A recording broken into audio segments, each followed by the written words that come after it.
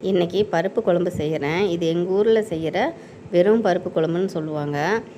இந்த பக்கம் பருப்பு, மஞ்சத்தூள், பெருங்காயம் போட்டு வேக வச்சுக்கணும். இது சட்டியில் வேக வச்சுக்குவாங்க. இது கரண்டியில் தாளித்து விடுவாங்க. எண்ணெய், கடுகு, ஜீரகம், கருவேப்பிலை தழை, காஞ்ச மிளகாய், சின்ன வெங்காயம் தான் போடணும். பூண்டும் கொஞ்சம் கட் பண்ணி போடணும், நான் மறந்துட்டேன்.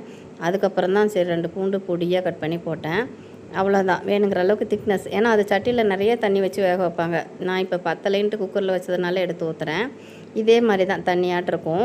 வெறும் சாப்பாட்டில் ஊற்றி அப்படியே சாப்பிடலாம். இதுக்கு புளியும் இல்லை, தக்காளியும் இல்லை. ஆனால் நல்லா டேஸ்ட்டாக இருக்கும். நல்லா வாசனையே வரும். நான் ஸ்கூல் போயிட்டு வரும்போதெல்லாம் எல்லார் வீட்லேயும் இது தான், இந்த குழம்பு தான். என்றைக்காவது தான் எதையும் ஒன்று மாற்றி வைப்பாங்க. சரி முட்டை 2 ஆம்லேட் போடலான்னு சொல்லிவிட்டு அதுக்கு கூட வெங்காயம் கட் பண்ணல. சும்மா அப்படியே ப்ளைனாக போட்டுக்கிட்டு இருக்கிறேன். கொஞ்சம் சாம்பார் பொடியும் உப்பும் கொஞ்சம் போட்டுட்டு அது நல்லா வேக வைக்கணும். இல்லைன்னா சென்டரில் வேகாதுன்னு சொல்லிவிட்டு அப்புறம் வேக வச்சுக்கிட்டு இருக்கிறேன். இன்றைக்கி சாப்பாடும் இந்த குழம்பும் தான்.